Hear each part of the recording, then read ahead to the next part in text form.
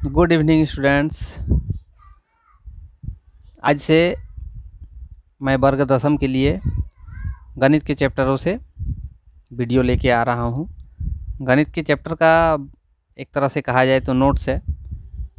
इन नोट्सों के मदद से आप वर्ग दसम के जितने भी चैप्टर हैं गणित के वो सारे आप हल कर पाएंगे।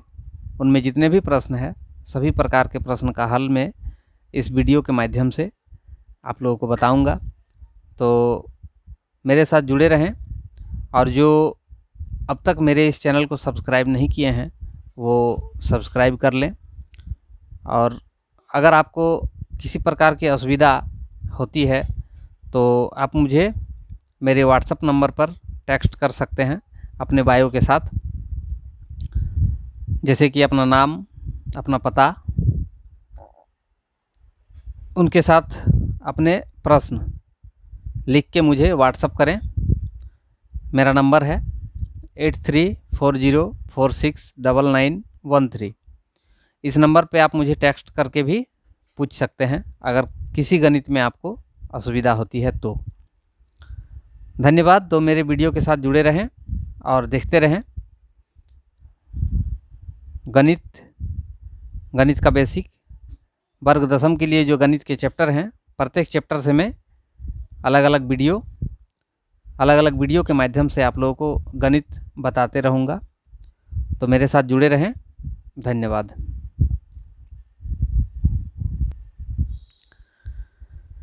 देखिए दोस्तों, जैसे कि आप ये देख पा रहे हैं, गणित कक्षा 10 के लिए पाठ्य पुस्तक है।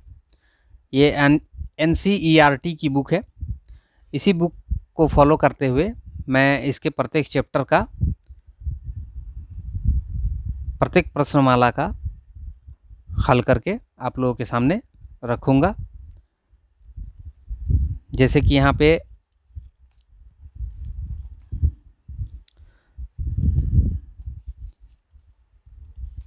इनके विषय सूची में दिया हुआ है। विषय सूची में स्टार्ट है वास्तविक संख्याएं। वास्तविक संख्या में है भूमिका, यूक्लिड विभाजन प्रमेय का, अंकगणित की आधारभूत प्रमेय, अपरिमेय संख्याओं का पुनर्भ्रमण, अपरिमेय संख्या और उनके दशमलव प्रसारों का पुनर्भ्रमण, और उसके बाद उसका सारांश। उसके बाद फिर है दूसरा चैप्टर बहुपद। बहुपद में उसकी भूमिका है। बहुपद के शून्यांकों का ज्यामितिक अर्थ होता है। किसी बहुपद के शून्यांक और गुणांकों के बीच संबंध होता है। बहुपदों के लिए विभाजन एल्गोरिदम दिया हुआ है। उसके बाद फिर सारांश है। उसके बाद फिर है दो चर वाले रैखिक समीकरण युग्म। भूमिका है दो चरों में रैखिक समीकरण युग्म है। रैखिक समीकरण युग्म का ग्राफी विधि से हल है। एक रैखिक समीकरण युग्म को हल करने की बीजगणितीय विधि है। उसके बाद उसी में उसका खंड दिया हुआ है प्रतिस्थापन विधि, विलोपन विधि, वज्र गुणन विधि। ये जो दो चर वाले रैखिक समीकरण युग्म होते हैं इनको हल करने का 3 विधि होता है। पहला है प्रतिस्थापन विधि, दूसरा है विलोपन विधि और तीसरा है वज्र गुणन विधि। ये तीनों विधि से एक रैखिक समीकरण को जो है दो चर वाले एक रैखिक समीकरण को हल किया जा सकता है। दो चरों के रैखिक समीकरण के युग्म में बदले जा सकने वाले समीकरण का सारांश, ये सब दिया हुआ है विषय सूची में। ये आपका तीसरा नंबर चैप्टर में है, दो चर वाले रैखिक समीकरण। उसके बाद है द्विघात समीकरण। द्विघात समीकरण में है द्विघात समीकरण, उसकी भूमिका, गुणनखंडों द्वारा द्विघात समीकरण का हल करना, द्विघात समीकरण का पूर्ण वर्ग बनाने पर हल, मूलों की प्रकृति, सारांश। उसके बाद है समांतर श्रेणी। 5 नंबर चैप्टर में समांतर श्रेणी में है भूमिका, समांतर श्रेणी, एपी का nवां पद, एपी के प्रथम n पदों का योग और सारांश। त्रिभुज में दिया त्रिभुज की भूमिका, समरूप आकृतियाँ। उसके बाद है त्रिभुजों की समरूपता, त्रिभुजों की समरूपता के लिए कसौटी, समरूप त्रिभुज के क्षेत्रफल, पाइथागोरस प्रमेय और उसका सारांश। ज्यामितिक निर्देशांक ज्यामिति है आपका 7 नंबर चैप्टर में। उसमें उसकी भूमिका है, दूरी सूत्र दिया है, विभाजन सूत्र दिया हुआ है, त्रिभुज का क्षेत्रफल ज्ञात करने बताया है और सारांश। त्रिकोणमिति का परिचय 8 नंबर चैप्टर है, त्रिकोणमिति का परिचय। उसमें उसकी भूमिका, त्रिकोणमितीय अनुपात, कुछ विशिष्ट कोणों के त्रिकोणमितीय अनुपात, पूरक कोणों के त्रिकोणमितीय अनुपात, त्रिकोणमितीय सर्वसमीकाएँ और सारांश। त्रिकोणमिति के कुछ अनुप्रयोग 9 नंबर चैप्टर में है। जैसे उसकी भूमिका दिया है, ऊंचाई और दूरी दिया है और सारांश दिया है। उसके बाद है फिर वृत्त।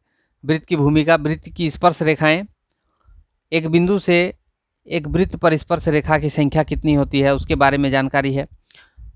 उसके बाद फिर है रचनाएं। रचनाएं में उसकी भूमिका, उसके बारे में बताया गया है। उसके बाद रेखाखंड का विभाजन, किसी वृत्त पर स्पर्श रेखा की रचना। उसके बाद फिर है सारांश, वृत्त से संबंधित क्षेत्रफल। 12 नंबर चैप्टर में है वृत्त से संबंधित क्षेत्रफल। वृत्त से संबंधित क्षेत्रफल में क्या क्या दिया है, इसमें है वृत्त का परिमाप और क्षेत्रफल, एक समीक्षा, त्रिज्याखंड और वृत्तखंड के क्षेत्रफल, समतल आकृति के संयोजनों के क्षेत्रफल और उसका सारांश। उसके बाद फिर पृष्ठीय क्षेत्रफल और आयतन। पृष्ठीय क्षेत्रफल और आयतन में हम लोग को क्या क्या पढ़ना है न, ठोसों के संयोजक का पृष्ठीय क्षेत्रफल, ठोसों के संयोजन का आयतन, एक ठोस का एक आकार से दूसरे आकार में रूपांतरण, शंकु का छिन्नक। उसके बाद उसका सारांश दिया हुआ। सांख्यिकी में भी हम लोग को कुछ यहाँ पे प्रश्नमालाएं दिए हुए हैं, जैसे वर्गीकृत आंकड़ों का माध्य, वर्गीकृत आंकड़ों का बहुलक, वर्गीकृत आंकड़ों का माध्यक, संचयी बारंबारता बटन का आलेखीय निरूपण और उसका सारांश। उसके बाद फिर प्रायिकता से भी एक चैप्टर है, उसमें कुछ उसके प्रश्नमालाएं हैं। जैसे देखिए प्रायिकता एक सैद्धांतिक दृष्टिकोण, उसके बाद फिर उसका सारांश। फिर आपका लास्ट में है परिशिष्ट 1 गणितीय उपपत्तियां और परिशिष्ट 2 में दिया है गणितीय निर्देशन। तो इतने सारे चैप्टर का हम लोगों ने अवलोकन किया। अब इन्हीं सारे चैप्टर में से पहले मैं आप लोगों को समांतर श्रेणी बताऊंगा। समांतर श्रेणी क्या होता है, समांतर श्रेणी के कुछ नियम होते हैं। ये जो 5 नंबर चैप्टर है समांतर श्रेणी, इसी में से कुछ प्रश्नों का हल करके मैं बताऊंगा।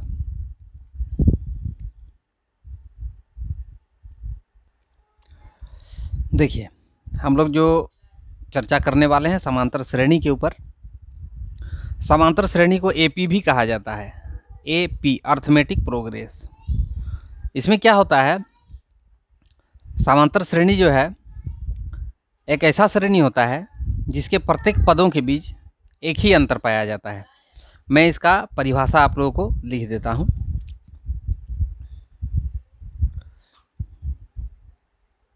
समांतर श्रेणी या एपी, इसका परिभाषा हम लिख सकते हैं,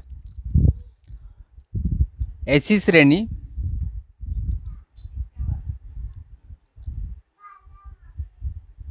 जिनके प्रत्येक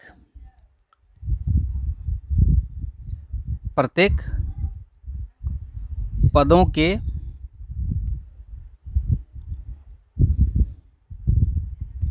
बीच एक समान अंतर पाया जाता है।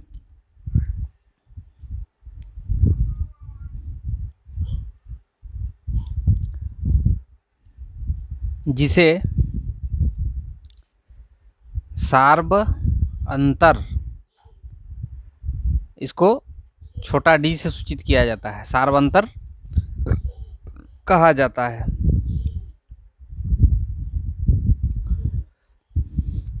उदाहरण के लिए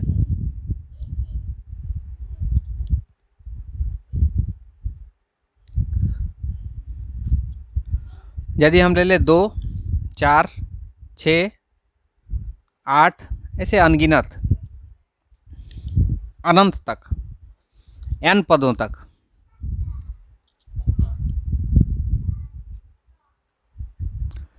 इसको हम इन्फिनिटी तक भी लिख सकते हैं। 2, 4, 6, 8। अब जैसे मैंने यहाँ पे परिभाषा बताया, ऐसी श्रेणी जिनके प्रत्येक पदों के बीच एक समान अंतर पाया जाता है, जिसे सार्वंतर कहा जाता है ना। तो इसमें क्या है, जैसे हम लिखे हैं 2, 4, 6, 8, अगर हम 4 में से 2 को घटाते हैं तो कितना आएगा, 2। 6 में से 4 को घटाते हैं तो भी आएगा 2, 8 में से 6 को घटाएंगे तो भी आएगा 2, सब बराबर है। इसीलिए इसको सार्वंतर कहा जाता है कि प्रत्येक पद के बीच में एक समान अंतर पाया जाता है। वैसे ही श्रेणी को हम समांतर श्रेणी कहते हैं। अब इस समांतर श्रेणी में क्या क्या चीज़ होता है वो जानना जरूरी है। ये जो पहला वाला पद है इसको ए से इसको बोला जाता है प्रथम पद। प्रथम पद इसको ए से सूचित किया जाता है। प्रथम पद को ए से सूचित किया जाता है, छोटा ए से। उसके बाद एक चीज़ मैंने बताया पहले अभी, सार्वंतर। सार्वंतर इसको डी से सूचित किया जाता है। अगर अंतिम पद बोले, अंतिम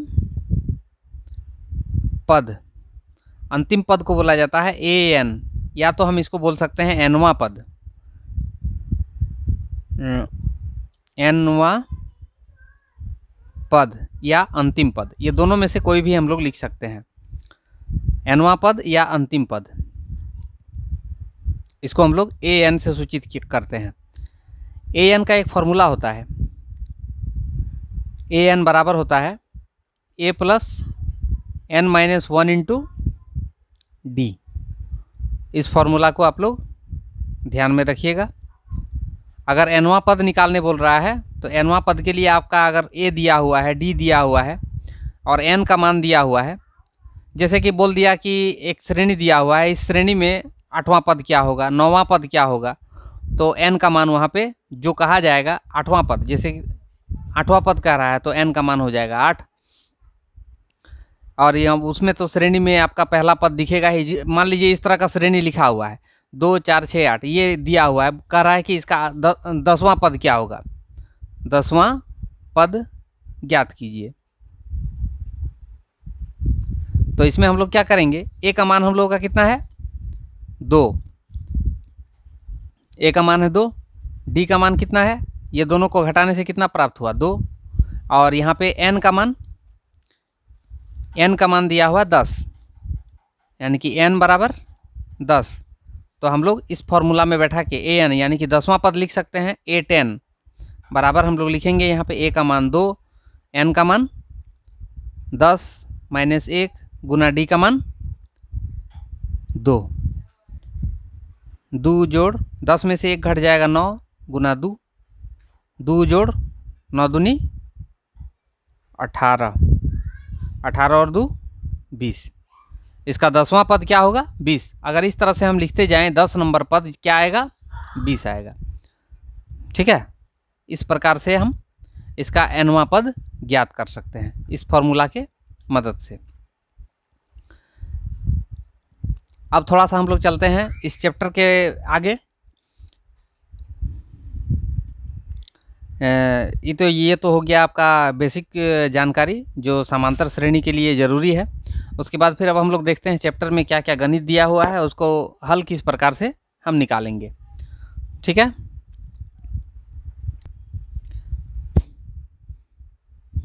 देखिए बच्चों ध्यान से देखिए इसमें क्या कह रहा है। प्रश्नवाली 5.1 यानी 5.1 निम्नलिखित स्थितियों में किस स्थितियों में संबंध संख्याओं की सूची एपी में है और क्यों है। इसमें प्रश्न पूछ रहा है कि ये जो स्थिति दिया गया है इसमें से कौन एपी में है और कौन एपी में नहीं है, यानी कि एपी में है तो क्यों है और एपी में नहीं है तो क्यों नहीं है। इस तरह के जो है हमको आंसर इसमें देना है। तो जैसे यहाँ पहला क्वेश्चन है, प्रत्येक किलोमीटर के बाद का टैक्सी का किराया, जबकि प्रथम किलोमीटर के लिए किराया 15 रुपया है और प्रत्येक अतिरिक्त किलोमीटर के लिए किराया 8 रुपया है। तो इस स्थिति में ये एपी में आएगा कि नहीं आएगा, हम लोग देखते हैं। देखिए इसके पहला चैप्टर का पहला प्रश्न है कि निम्नलिखित स्थितियों में किन स्थितियों में संबंध संख्याओं की सूची एपी में है और क्यों है। जैसे 1 नंबर दिया है, प्रत्येक किलोमीटर के बाद का टैक्सी का किराया, जबकि प्रथम किलोमीटर के लिए किराया 15 रुपया है और प्रत्येक अतिरिक्त किलोमीटर के लिए किराया 8 रुपया है। तो इसको हम इस तरह से लिख सकते हैं। 1 किलोमीटर, मान लीजिए कोई 1 किलोमीटर जाता है, 1 किलोमीटर के लिए किराया। यहाँ पे तो दे ही दिया है, प्रथम किलोमीटर के लिए 15 रुपया, यहाँ पे हम 15 रुपया लिखें। अब लिखते हैं 2 किलोमीटर के लिए किराया। 2 किलोमीटर के लिए कितना रुपया किराया लगेगा? 15 रुपया तो उसको लगेगा ही प्रथम किलोमीटर का, और अतिरिक्त 1 किलोमीटर चला है इसके लिए 8 रुपया, तो 15 8 23 रुपया। उसके बाद आप देखते हैं 3 किलोमीटर के लिए, 3 किलोमीटर के लिए किराया कितना देना होगा? 15 रुपया प्लस 8 रुपया प्लस 8 रुपया, या फिर हम इसको ऐसे भी लिख सकते हैं 15 रुपया पहला किलोमीटर के लिए, और बाकी जो 2 किलोमीटर चला है 2 गुना 8, यानी हो जाएगा ये कितना रुपया? 15 और 8 दूनी 16, 31 रुपया। 4 किलोमीटर के लिए 15 प्लस 3 गुना 8, 8 तिया 24, 24 और 15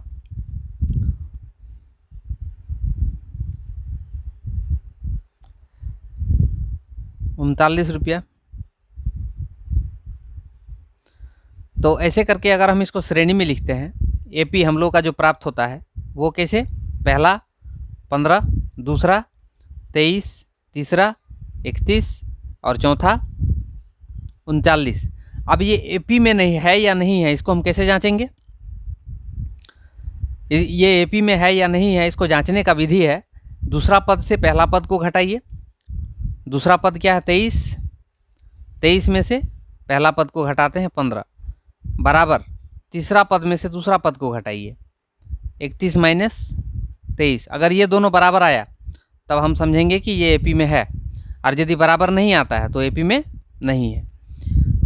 ये दोनों घटेगा तो आ जाएगा 8, ये दोनों घटेगा तो आ जाएगा 8, बराबर आया, इसीलिए हम इसको बोल सकते हैं कि एपी में है, क्योंकि प्रत्येक पदों के बीच समान अंतर है। समझ में आ गया दोस्तों? आगे बढ़ते हैं। देखिए बच्चों, दूसरा प्रश्न कह रहा है किसी बेलन या सिलेंडर में उपस्थित हवा की मात्रा, जबकि वायु निकालने वाले पंप प्रत्येक बार बेलन की शेष हवा को का 1/4 भाग बाहर निकाल पाता है। तो इसके लिए क्या करते हैं हम लोग ना, मान लेते हैं सिलेंडर में हवा जो है वो है 16, ठीक है, 16 है, तो ये फर्स्ट टाइम 16 में से कितना निकालेगा? यहाँ पे बोल रहा है जबकि वायु निकालने वाला पंप प्रत्येक बार बेलन की शेष हवा का 1/4 भाग बाहर निकालता है। तो ये तो हो गया पहला। दूसरी बार में इसका 1/4 भाग जो है बाहर निकाल देता है, तो दूसरी बार में कितना बच जाएगा? 16 गुना 1/4,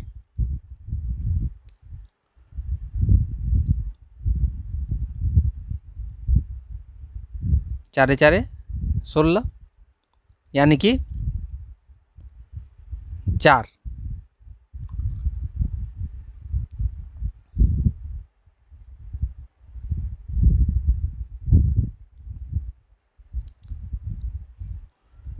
सोलह आया, फिर 4 आया, उसके बाद जब तीसरा बार निकालेगा, ये दूसरा बार निकालेगा, तो 4 का नहीं, सॉरी, इसको ऐसे लिखिए,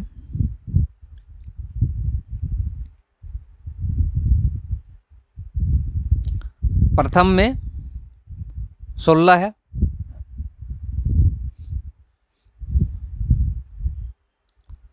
दूसरी बार में हवा निकालने वाला पंप इसमें से कितना हवा निकाल देता है? 16 में से 16 गुना 1/4 यानी कि 4। 16 में से 4 निकाल दिया तो शेष कितना रह गया? दूसरी बार में शेष, प्रथम बार में शेष था 16, दूसरी बार में शेष कितना बच रहा है? 16 माइनस 4 12। उसके बाद फिर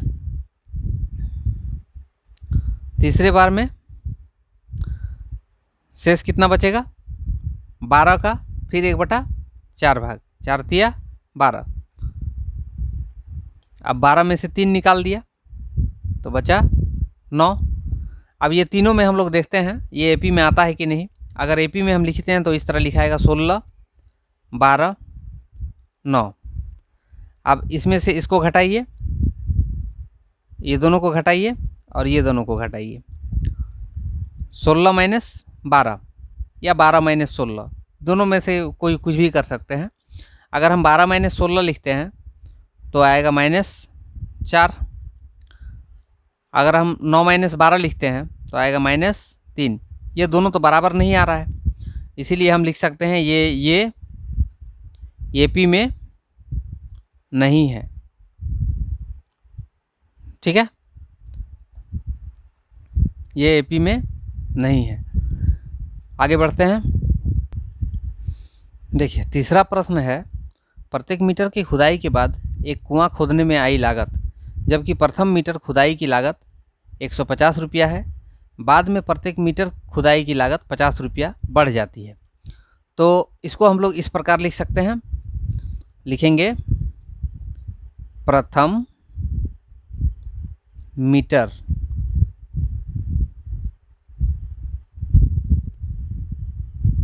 के लिए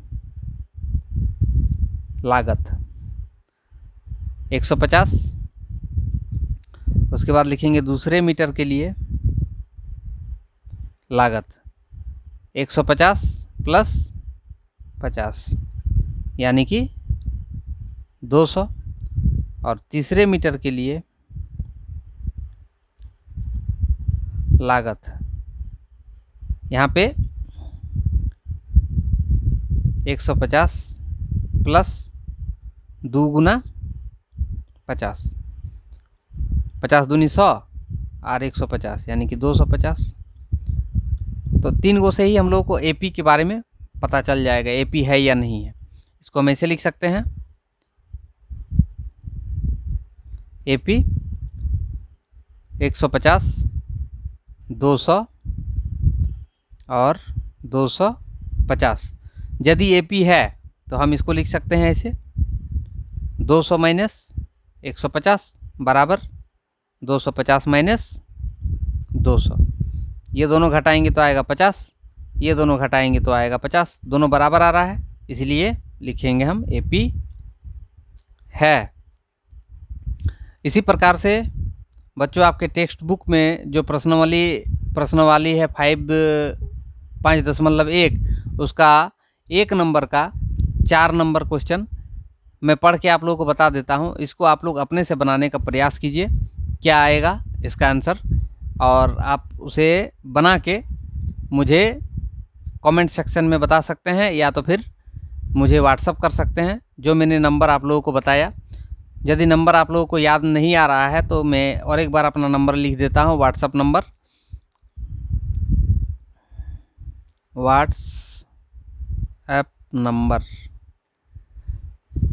8340469913।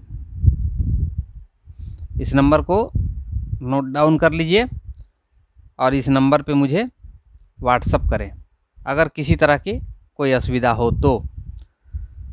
देखिए चौथा नंबर प्रश्न है आपके टेक्स्ट बुक के अनुसार 1 नंबर प्रश्न का 4 नंबर, खाते में प्रत्येक वर्ष का मिश्रधन जबकि 10,000 रुपये की राशि 8% वार्षिक दर से चक्रवृद्धि ब्याज पर जमा की जाती है। तो इसको भी निकालना है, जैसे प्रथम वर्ष के लिए लिखेगा, दूसरे वर्ष के लिए लिखेगा, तीसरे वर्ष के लिए लिखेगा, 3 गो आ जाएगा स्थिति। तीनों स्थिति में इस तरह से बैठा के आपको देखना है तुलना करके कि अगर दोनों बराबर आता है तो हम लिखेंगे एपी में है, और यदि बराबर नहीं आता है तो लिखेंगे एपी में नहीं है। ठीक है, आगे का हल मैं कल के या नेक्स्ट वीडियो में बताऊंगा। तब तक के लिए आप सभी को शुभ रात्रि, धन्यवाद।